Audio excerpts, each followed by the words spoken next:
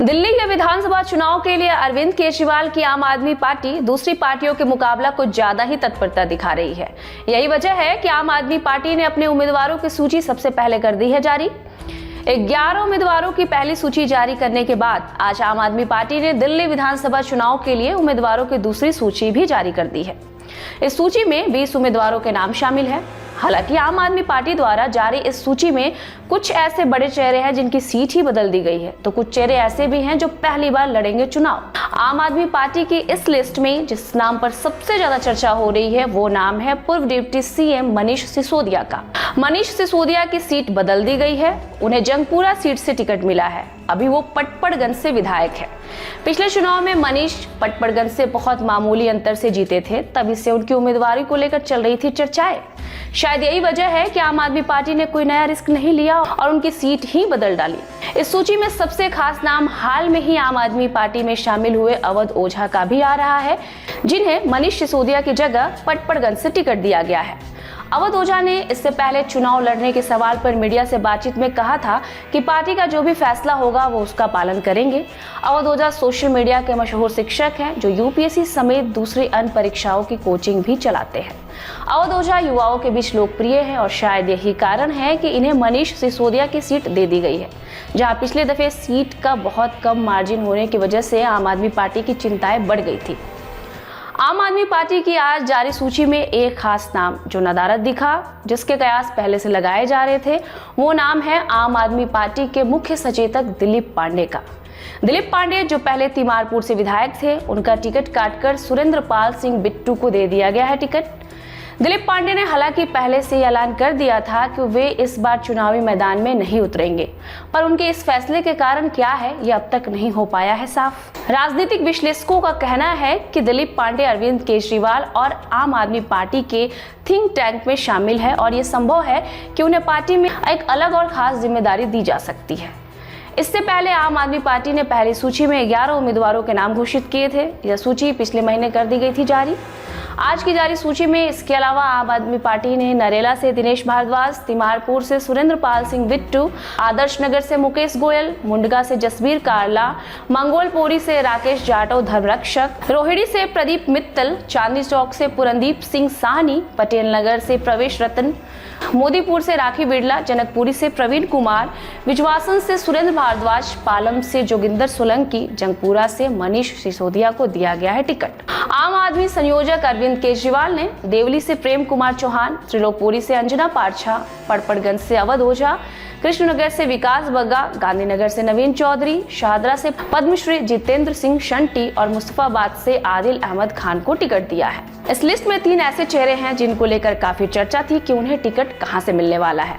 पहला नाम शिक्षाविद अवध ओझा का था। अटकलें लगाई जा रही थी कि उन्हें चुनाव लड़ाया जाए या नहीं, लेकिन अब फाइनल हो गया है कि वो मनीष सिसोदिया की सीट पर पटपड़गंज से चुनाव लड़ेंगे।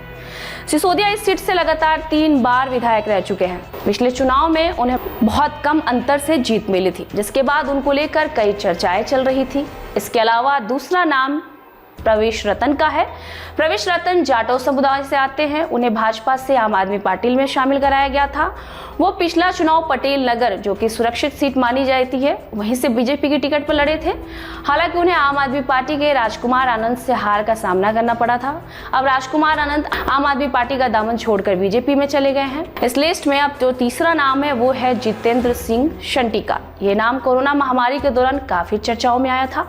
शंटी ने पिछला चुनाव बीजेपी की टिकट पर शाहदरा से लड़ा था, लेकिन उन्हें आम आदमी पार्टी के रामनिवास गोयल से हार का सामना करना पड़ा था। इस बार गोयल ने चुनावी राजनीति से संन्यास की भी घोषणा कर दी है। इससे पहले आम आदमी पार्टी ने अपनी पहली लिस्ट में 11 उम्मीदवारों का नाम ऐलान किया था। इस लिस्ट में 6 ऐसे उम्मीदवार थे जिन्हें हाल में कांग्रेस और भाजपा से आम आदमी पार्टी में शामिल कराया गया था। पहली लिस्ट में जिन उम्मीदवारों के नाम थे उनमें छतरपुर से ब्रह्म सिंह तंवर, किराड़ी से अनिल झा, विश्वास नगर से सरिता सिंह, लक्ष्मी नगर से बीबी त्यागी, मदरपुर से राम सिंह, सीलमपुर से जुबेर चौधरी, सीमापुरी से वीर सिंह धिंगान, गोंडा से गौरव शर्मा, करावल नगर से मनोज त्यागी और मटियाला से सुमेश शौकीन नाम शामिल थे। आम आदमी पार्टी की सूची आने के बाद बीजेपी आईटी सेल के इंचार्ज अमित मालवीय ने इस पर दे दी है अपनी प्रतिक्रिया। उन्होंने कहा कि मनीष सिसोदिया, जो कि अरविंद केजरीवाल के करीबी और दिल्ली के पूर्व डिप्टी सीएम हैं, उन्हें दिल्ली शराब नीति घोटालों में कई महीनों तक जेल में भी रहना पड़ा था।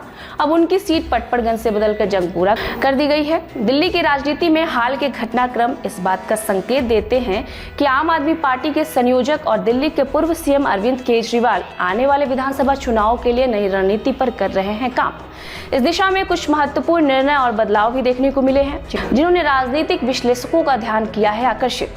सबसे पहले विधानसभा अध्यक्ष रामनिवास गोयल और तिमारपुर से विधायक दिलीप पांडे ने खुद को चुनावी दौड़ से दूर कर लिया है।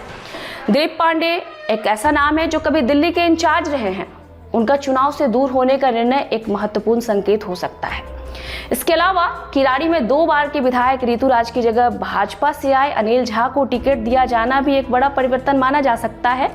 सीलमपुर में भी एक महत्वपूर्ण बदलाव देखने को मिला है। यहाँ विधायक अब्दुल रहमान की जगह कांग्रेस के पूर्व विधायक मतीन अहमद के बेटे जुबैर अहमद को टिकट दे दिया गया है। इन बदलावों से स्पष्ट है कि इस बार टिकट बंटवारे में केजरीवाल कुछ तो नया करने की कोशिश में है।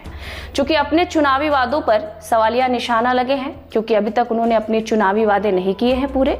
उसमें सबसे पहले महत्वपूर्ण है कि वे महिलाओं को 1000 रुपए देने के वादे को पूरा नहीं कर पाए हैं। डीटीडीसी के बसों में मार्शल तैनात करने के वादे को भी नहीं पूरा कर पाना उनके लिए चुनाव में बन जाएगा सरदर्द। ये सभी संकेत बताते हैं कि आम आदमी पार्टी इस बार चुनावी मैदान में एक नई रणनीति बनाने का कर रही है प्रयास। इससे स्पष्ट है कि केजरीवाल और उनकी पार्टी आने वाले चुनाव में अधिक प्रभावी प्रदर्शन करने के लिए नए चेहरे और दूसरी पार्टी से लाए गए नेताओं पर ज्यादा ध्यान केंद्रित कर रही है। तो ये तो थी आज की दिल्ली की खबर। और भी खबरों से हम आपको रूबरू कराएंगे। आप बने रहिए हमारे साथ लाइव न्यूज पे।